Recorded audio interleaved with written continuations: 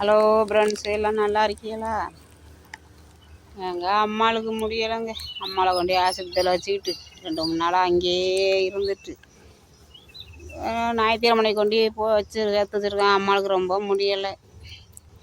இருதய கோளாறுன்னு சொல்லிவிட்டோம்.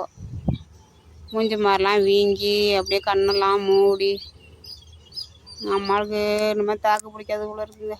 ரொம்ப கஷ்டமாக இருக்குது மனசு. ஏங்க அது தாயில்லாத பிள்ளைகளையாம் வளர்த்துச்சு. அது தெய்வங்க. அது கடவுள். அதுக்கு என்னமோ இப்படி ஒரு நோயை விட்டு இருதயம் வீக்குங்கிறவோ. ஒன்றும் தண்ணி இன்னி குடிக்கலை. உளறி போச்சு, வாயெல்லாம் உளறி போச்சு. எப்படி என்ன பண்ணுதோ தெரியலை. இப்படியே கவலையாக இருக்குங்க.